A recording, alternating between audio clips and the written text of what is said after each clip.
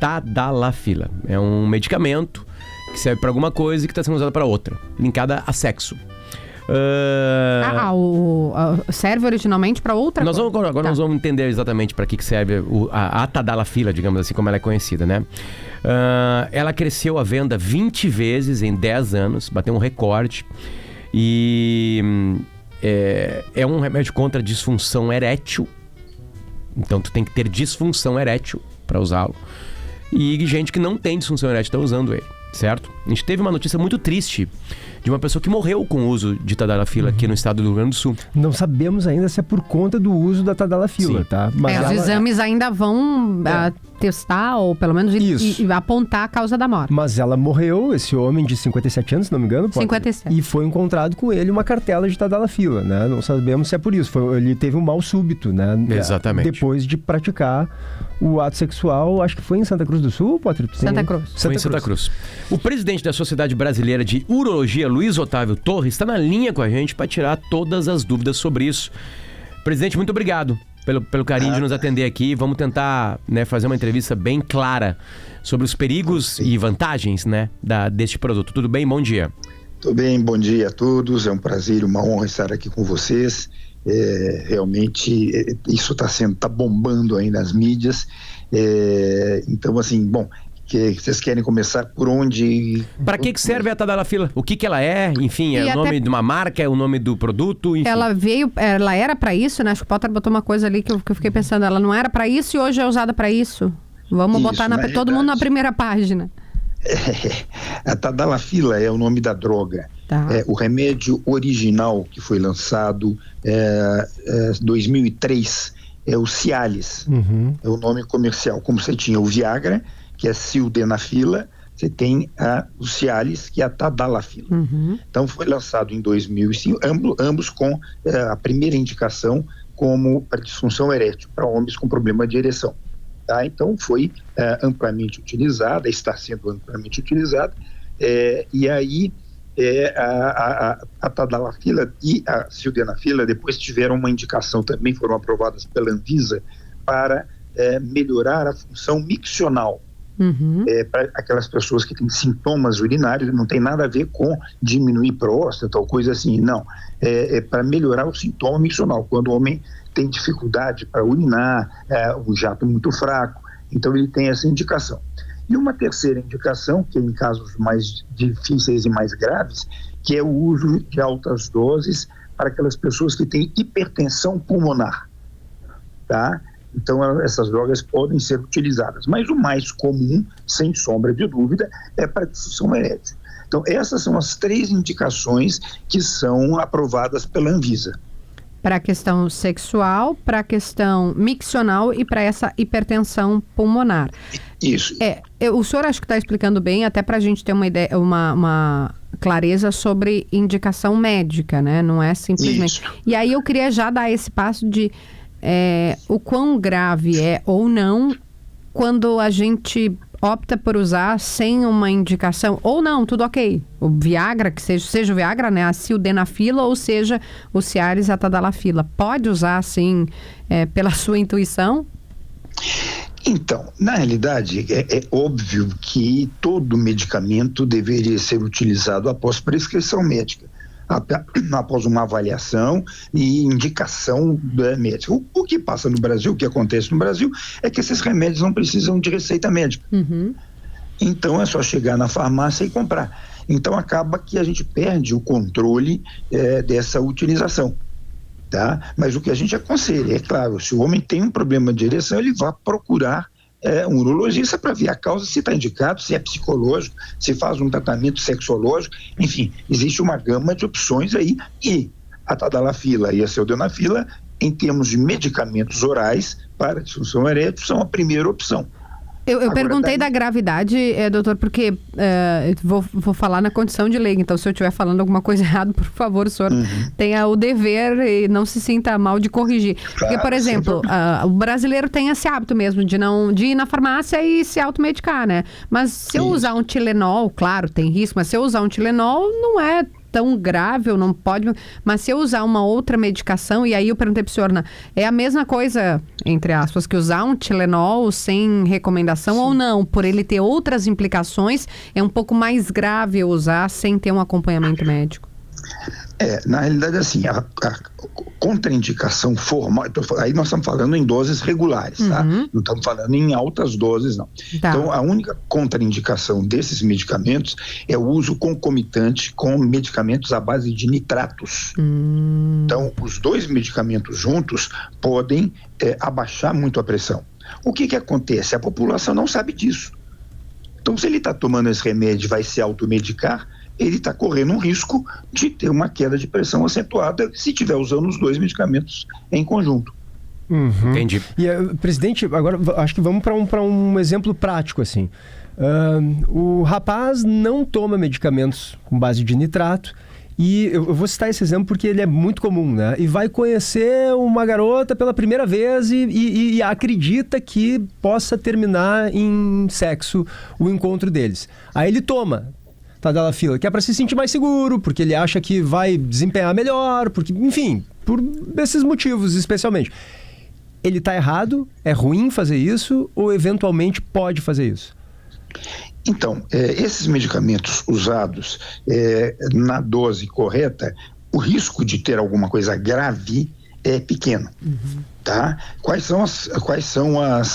O que pode acontecer, quais são os efeitos colaterais mais comuns desses medicamentos? Então, assim, só para contextualizar, o primeiro deles foi o Viagra, e os estudos iniciais era para esse medicamento abaixar a pressão, era um hipotensor. Então fizeram o estudo e o remédio não abaixou a pressão a ponto de ser usado como antihipertensivo. Ele abaixou pouco a pressão. Então eles encerraram o estudo porque não funcionava para baixar a pressão em doses regulares. Aí os homens não quiseram devolver o remédio porque falaram que tinha melhorado a ereção. Se descobriu então, isso no meio do caminho. No final eles não quiseram, né? Por que você não quer devolver? Melhorou muito a minha ereção. Aí então eles passaram a fazer um estudo em ereção com a sildenafila, com o Viagra. E aí foi comprovado que melhorava muito. Entendeu? Então, assim, esse foi então a gente fala assim, esse medicamento, se você usar em dose normal, ele pode ter uma queda acentuada da pressão? Não. Só se ele estiver usando o nitrato ou em doses muito altas. É o que a gente fala, a diferença do remédio para o veneno é a dose, né? Bom, eu vou contar, vou ter que abrir um caso pessoal meu aqui agora, que eu acho que junta com tudo isso aí, né? Eu tenho 46 anos de idade, né? E o senhor é urologista, posso fazer aqui uma consulta, uma consulta aqui, né, PG? Então tu pode vir entre nós, se quiser. Tá. Entre nós, tem pouca gente ouvindo, doutor.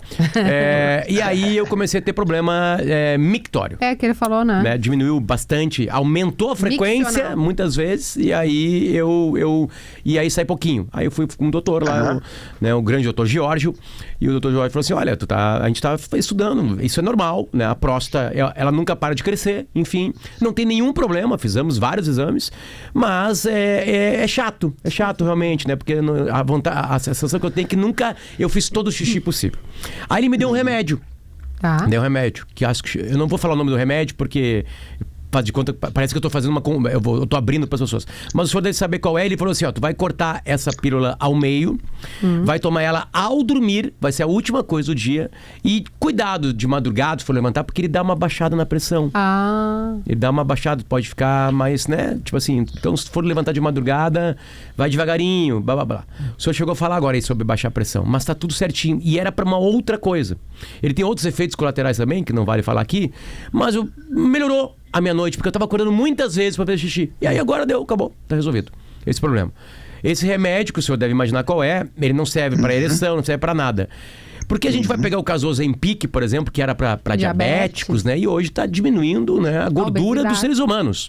Enfim, isso é comum, doutor? É comum a gente misturar as coisas? E aí o remédio e os laboratórios ficarem podres de rico porque, né, tá linkado a uma coisa vital do ser humano, que é sexo? Aí, veja bem, nós estamos falando de duas coisas. Uma coisa é usar o medicamento quando bem indicado, em doses. Então, isso daí está correto. O que acontece é que há o abuso. Então, primeiro, pessoas que não precisam do remédio estão usando. O abuso é toda vez que o cara vai transar, toma uma tadalafila. Isso é um abuso. Isso, é o abuso. E aquele cara que não precisa, é o cara jovem, que tem várias parceiras ou parcerias e que quer ter uma alta performance, que uma pessoa vai falar para outra que ele é bom de cama. Então, não tem necessidade de usar, mas ele quer... Mas se a pessoa tomar todos os dias, né, pra transar, ela vai ter problemas? Não. Então, justamente, a tadalafila, a sildenafila não é para usar todo dia. A tadalafila, sim. Mas aí na dose de 5 miligramas, que é a dose aprovada para disfunção erétil e para micção. Então, nessa dosagem não tem problema. Ele é para tomar todos os dias em doses baixas. Quanto que tem uma... Ela é de 5? Tem de 5 e de 20. Tem uma de 20. Isso, então a pessoa pode tomar 5 ao dia, se necessário, no dia da relação até tomar mais. Tá? Então, isso daí não tem, claro, que tem os efeitos colaterais leves que podem acontecer. Dor de cabeça, entupir nariz, a tadalafila está relacionada à dor muscular. Tá? Isso tudo pode acontecer, em geral, em baixa incidência e baixa gravidade.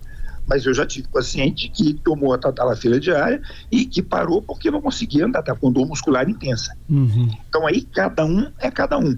Mas em geral esses medicamentos são bem seguros. Agora, o abuso de tudo faz mal. Outro problema que eu sempre digo também é esses jovens que não precisam do remédio e estão usando para melhorar a performance sexual, eles acabam tendo uma dependência psicológica do remédio. Eu só consigo se eu tomar. Se ele não tomar, ele entra inseguro e falha. Claro.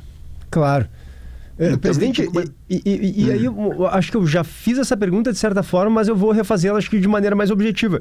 O uso eventual da tadalafila sem prescrição médica, tá? O cara compra para eventualmente, numa determinada situação, ele quer se sentir mais seguro, vai lá e toma. É aceitável, é admissível o uso eventual sem prescrição médica?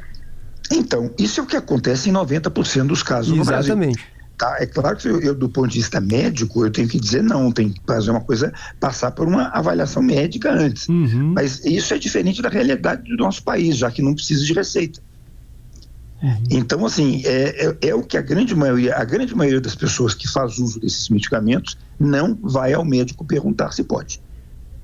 Então, é por isso que algumas das vezes pode dar problema mais sério. Porque tem algumas contraindicações que as pessoas não sabem que tem, né? Mas na grande, pela pesquisa, pelo que a gente percebe, pelo que o senhor percebe, reforçando a pergunta do PG, a maioria das pessoas faz uso assim e não tem algo específico. Mas, eventualmente, um caso, sei lá, do fulano, pode dar problema. Só que não é o geral, digamos assim. Exatamente. E isso daí tá, em geral, não é o uso diário, é o uso abusivo. Que se a dose é de 20, o cara toma 100. Sim, e tem gente que vai fazer isso mesmo, né? Que vai achando que vai, sei lá, numa pira completa, vai usar 1, 2, 3, 4. Exatamente. Então esse é o problema. Tá? Então é o uso indiscriminado e abusivo. E o uso abusivo também é, como o senhor disse, tomar frequentemente, né? Toda vez que vai para a prática sexual, toma. Isso também é um abuso. Isso pode ocorrer o quê? Mais é a dependência emocional, pelo que o senhor está dizendo, psicológica, né? Exatamente, a dependência psicológica. E aí o cara não consegue mais ter relação sexual sem tomar o remédio. Porque ele já entra na atividade, meu Deus, eu não tomei, não vou conseguir hoje. Aí libera adrenalina, fecha a artéria e o pênis não fica em ereção. Claro. Claro. Tu vê, né? A gente fala muito sobre isso, né? Da questão psicológica, enfim. Ouvintes perguntaram, doutor, o senhor falou, e se eu anotei corretamente, que para quem toma remédio para baixar a pressão, tem que ficar com uma atenção maior, né? Porque um dos efeitos é justamente baixar a pressão. E os ouvintes... mas não são basicamente os remédios à base de nitrato. Desculpa, o senhor, é verdade, o senhor botou até o medicamento especificamente, tá? Então, os que usam medicamento à base de nitrato tem que ficar atento porque... Não podem tomar. Não podem tomar, não é nem ficar atento. Então naquele dia ele não toma o nitrato, aí tudo bem. Agora, ele tomar o nitrato de manhã e tomar o medicamento, a sildenafila ou tadalafila à tarde, ele pode ter um efeito hipotensor e pode até ter uma parada cardíaca. Deus o livre. Não, mas aí a pergunta, agora eu vou chegar na pergunta do ouvinte aqui, que a gente falou de pressão, né? Isso é uma coisa também recorrente na nossa sociedade, mas cardíacos e infartados podem utilizar essas medicações? Eu não sei se ele está falando especificamente da sildenafila, que é o Viagra, ou da tadalafila Cialis, que a gente está falando agora. Cardíaco e infartado, pode? Não tem problema nenhum. Não deve ser evitado numa fase aguda, que é um pós-infarto imediato. E aí é mais basicamente pelo efeito dele não fazer o exercício físico que é compatível com uma relação sexual. Perfeito. Outra coisa. Outra pergunta que veio aqui. Toma uma vez por semana, ele tem 65 anos, tem perigo? Meio que o senhor respondeu, né? Que em tese não tem, né? Em tese... Em perigo nenhum, desde que ele não tome nitratos. E aí tem aquela história, né? O cara que fica sempre no consultório, um amigo meu mais velho foi com uma menininha pro motel, tomou um remédio desse e morreu. Não foi por causa do remédio. Às vezes ele tinha um problema cardíaco e o exercício físico da relação, ele morreu do infarto, mas não pelo remédio. Então o que o senhor está nos dizendo é que você quer transar antes de pensar em ereção e remédio, vá fazer um exercício. Para garantir a sua saúde.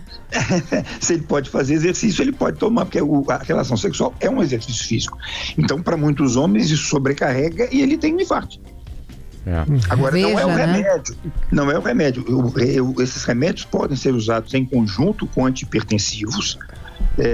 Em quem já teve infarto, eu até falo para os meus pacientes, ele é tão seguro, você pode ter tido um transplante do coração que você pode usar esses remédios, desde que não use nitratos. Okay. Tá. Então, perfeito. Nitrato é a palavrinha proibida para usar os dois, Exato. E para quem está preocupado com essa questão, né, de infartar depois da relação, porque pegou uma menina mais nova, o exercício físico, uma caminhada, É o caso ainda não desvendado do homem de 57 anos que morreu isso durante... a gente não sabe, né? Em Santa Cruz do Sul, que morreu durante uma relação sexual. Provavelmente ele já tinha algum fator de risco associado e não sabia. É que ele tinha uma cartela de tadalafila junto com ele, então isso entra na investigação, enfim.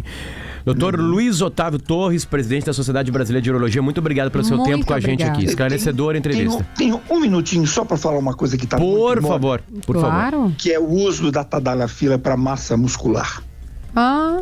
Me mandaram uma mensagem aqui comentando sobre isso, dizendo que é relativamente comum em academias, né? Para ter mais músculo? Isso. Tá na moda isso aí, um influencer aí espalhou isso, triplicou a venda, tá? Até mulher em academia tá tomando. Porque eles dizem que melhora, aumenta a massa muscular. Eu fiz uma revisão da literatura, não existe um trabalho com 40 homens com segmento de 2 meses, que sugere que talvez possa melhorar. Quer dizer, não tem nenhuma evidência científica, mas isso está todo mundo. Muitíssimas pessoas estão usando para efeito muscular em academia. Isso viralizou. Isso aí viralizou. Então, rede social, né, doutor? Rede social, aí um fala, o outro fala, aí vê no TikTok, aí quando vê, tá todo mundo usando, que nem o Ozempic, aí acabou para quem era diabético, aí não tem. Exato. Então, aproveitando a visibilidade que vocês têm, deixar essa mensagem também. A Sociedade Brasileira de Urologia soltou um parecer dizendo que não há indicação para fisiculturismo e para incremento de massa muscular. Este não é o objetivo desses medicamentos e não devem ser usados para isso. Doutor, muito obrigado pelo seu carinho com a gente. Maravilha, obrigado. Obrigada, doutor. Bom dia. Boa semana para vocês. Para nós. Tchau.